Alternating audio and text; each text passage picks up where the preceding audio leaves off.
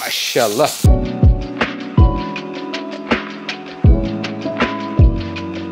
Sevgili seyircilerim, havalar giderek soğuyor, grip, nezle, soğuk algınlığı almış başını gidiyor. Şöyle insan diyor ki güzel kemikli bir et haşlama olsa da bol limon sıksam, pul biber de katsam şöyle şifa niyetine içsem diyor. İçimizden gelen ses öyle diyor. Ben de içimizden gelen sese göre bir tarif hazırlamak istedim. Burada dana incik aldım, kemiği ve burada iliği de içinde sevgili seyirciler. Aynı zamanda çok şifalı, güzel bir dana haşlama nasıl hazırlanır tarifini paylaşacağım. 2,5 kilo burada kemiğiyle birlikte etimiz var. 3 tane patates, 4 tane havuç, limon, 4-5 tane soğan koyacağım. Soğanlar çok büyük değil çünkü bu soğanlar morla böyle beyaz arası karışık bir soğan. 3-4 tane defne yaprağı, bir tatlı kaşığı tane karabiber, su. Sonra da yoğurtlu, limonlu bir terbiye hazırlayacağım burada. Şöyle güzel bakın. Şurası terbiyesi olacak. Un, limon, yoğurt karışımından güzel bir terbiye. Sonunda bir de maydanoz. C vitaminidir. Şifa olur inşallah içenlere diyoruz ama bütün detaylarıyla, püf noktalarıyla vereceğim. Etleri suda bekletin, kanı çıksın, güzelce kurulayın. Ondan sonra önce bir mühürleme yapacağız. Cızbız yapacağız ki çok lezzetli olabilmesi için. Bismillahirrahmanirrahim. Şifa niyetiyle diyoruz. Tavamızın içine çok değil. Şöyle hafif zemininde biraz yağ olacak. Ve etleri önce bir mühürlememiz gerekiyor. Bakın görüyor musun? Burada iliği var. Şu beyaz dokusu kemiğin iliği. Şifalı olur inşallah. Önce bir cuscuz yapıyorum. Bismillahirrahmanirrahim. Mühürlediğimiz zaman çok lezzetli olur kıymetli seyircilerim. Buraya 2 tane alacakmış. Yanına bir tane daha koyayım hemen. Ay maşallah.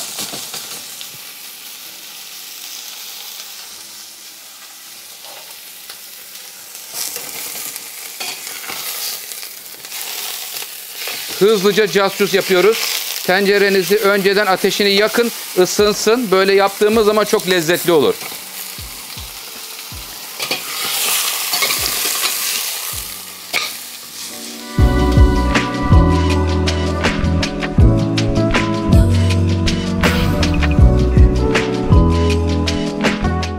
Sevgili seyircilerim, şimdi eti güzelce mühürledim. Böyle yaptığımız zaman çok lezzetli olur.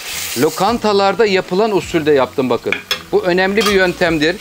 Böyle yaptığınız zaman sizin haşlamanız herkesinkine fark atar. Çünkü buradaki önemli püf noktaları ile birlikte paylaşıyorum. Önce eti yağdan bir geçirdik, bir cuscuz yaptırdık. Hemen buraya direkt tencerenin içinde. Hemen bir tane havuç rendeliyorum. Yoktu usta, havuç da neyin nesidir diye seyircilerim var şu anda. Efendim bu havuç burada kıymetli seyircilerim bir altın sarısı renk verecek bize. Onun için bir tane havucu hemen hızlıca rendeliyorum.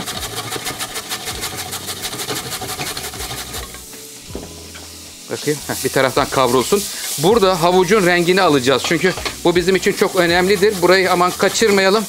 Kaşık canım benim orada duruyor musun? Allah bismillahirrahmanirrahim. Şimdi bazı seyirciler diyecek ki yok havucu önceden rendeleseydin ya. Evet haklısınız. Boş bulunmuşum. Biraz geciktim özür dilerim ama her şeyin doğaçlama halini sizlerle paylaşayım istedim ondan dolayı. Evet biraz daha yağ ver aşçım. Biraz da zeytinyağı. Şimdi bu yöntemle yaptığınız zaman gerçekten müthiş bir haşlama çıkar. Şimdi altın sarısı burada havucun rengini alacağız. Vitaminli, gribe, nezleye, soğuk algınlığına karşı %100 garantili bir tarif. Sevgili seyircilerim. Çünkü hemen bakın burada kemiklerin görüyor musunuz? İliğine bakın. İlikleri burada. Şifa olur inşallah. Güzel şöyle. Nezle olanlara, grip olanlara da iyi gelir. Evet şimdi havucun rengi çıktı. Sevgili seyircilerim buraya hemen tane karabiber atıyorum. 1 tatlı kaşığı. 3 tane defne yaprağı. Onu da attım. Bir çeviriyorum yine. Aromalar böyle bir açığa çıkıyor böyle. Gribe, nezleye karşı. Her vakit içebilirsiniz. Sevgili seyircilerim. Tamamen sağlıklı. Doktorların, uzmanların her zaman önereceği bir tarif. Şimdi suyunu veriyorum. Bismillahirrahmanirrahim. Burada ne kadar su var? 2 litre su var. Kıymetli seyircilerim, suyu biraz bol olması gerekiyor. Ve şimdi etleri, Allah bismillah, direkt tencereye alıyorum. Bakın altın sarısı renk. Onu bir görelim etleri almadan önce. Görüyor musunuz? A vitamini ortaya açığa çıkmış oldu. Etin suyunun rengi pembe oldu. Etleri tekrar alıyorum, kapağını kapatıyorum, pişmeye bırakıyorum. Birazdan içine soğan, daha sonraki ilerleyen zamanlarda da havuçla patates gelecek. Bir de güzel sonra da terbiye yapacağız. Şimdi sevgiyle haşlamamız kaynıyor. Detaylarıyla devam edeceğiz inşallah. Her şey sizler için. Beğeni butonuna basmayı unutmayın lütfen.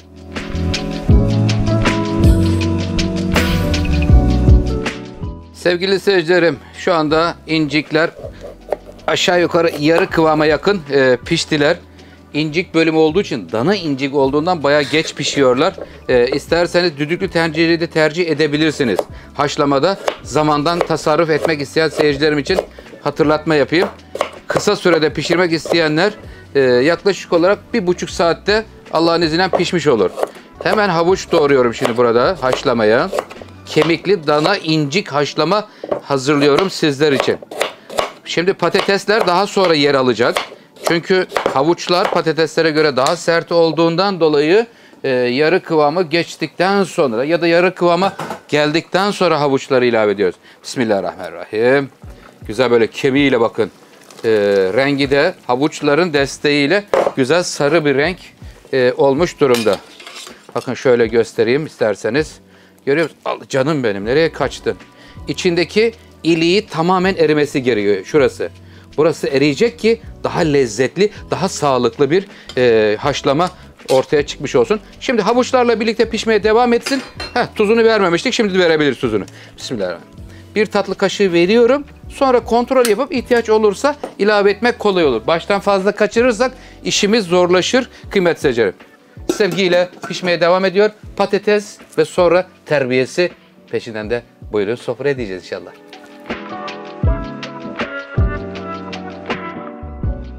Sevgili seyircilerim, haşlamamızın etleri pişmek üzere artık. Hemen patatesleri de motifli doğrayıcıdan doğruyorum. Havuçları da çok güzel bir koku geldi. Subhanallah. Böyle içindeki baharatlarıyla birlikte pişiyor. Defne yaprağı. Açıyorum kapağını. Allah Allah. Tane karabiber. Sevgiyle pişiyor bakın. Şu güzelliğe bakın. Görüyor musunuz?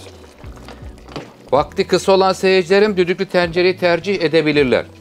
Evet, hemen patatesini ilave ediyorum şimdi. Patatesiyle birlikte tuz kontrolünü henüz yapmadım. Birazdan tuzunu da kontrol edeceğim. Evet, patatesler çabuk pişerler. Yani patateslerin pişmesi bir 10-15 dakika içinde pişer. Hemen o sırada terbiyeyi hazırlayacağım. Rengin güzelliğini görüyor musunuz? Sapsarı, altın sarısı olmuş bizim haşlamamız sevgili seyirciler. Kapağını kapatıyorum. Pişerken sos hazırlığına geçiyorum.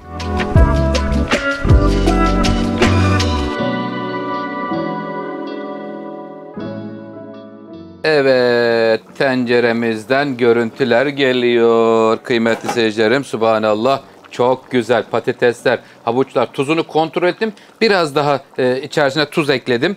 Şimdi hemen terbiyesini hazırlıyorum. Artık etimiz pişmiş durumda. Burada yarım kiloya yakın kıvamlı yoğurt, tava yoğurdu olur, süzme yoğurt olur. Bir çorba kaşığı tepeleme dolu un buraya. Bir tane limon vereceğim buraya şöyle. Bol ekşili. Güzel şifa niyetine inşallah. Hemen şöyle yoğurt, un, limon, güzel bir hemen terbiye olacak burası. Biraz önce sos demişim, özür dilerim. Sürçülisan ettiysem affola kıymetli seyircilerim. Şimdi yoğurt ve un, limon üçlüsünü çırpıyorum.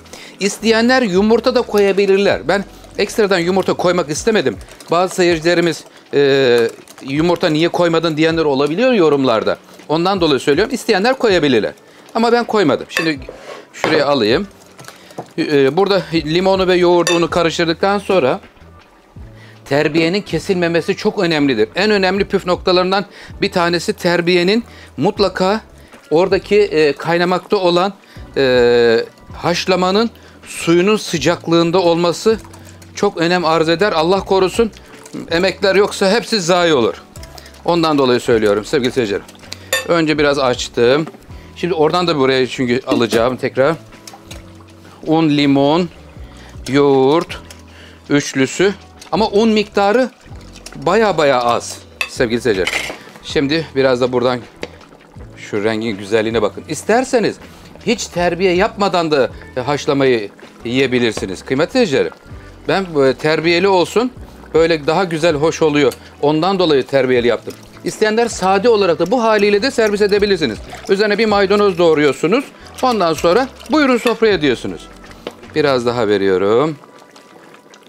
Tam emin olmak lazım. Allah korusun emekler zarar görmesin. Tamam. Burası tamamdır. Şimdi hemen iyice güzelce karıştıralım. Yiyenlere şifa olsun diyelim. Ve hemen haşlamaya şimdi şuradan sevgiyle veriyorum. Hazır mıyız? Geliyor. Bismillahirrahmanirrahim. Allah Allah. Cenab-ı Mevlam ne güzel nimetler veriyorsun bize. Evet, terbiyeli haşlamamız şu anda hazır hale geldi. Maydanozunu doğruyorum. Tuzunu kontrolünü yapıyorum. Suyunun kıvamını görmek ister misiniz? Bakın görüyor musunuz? Çok güzel olmuş. Şifalı bir haşlama suyu.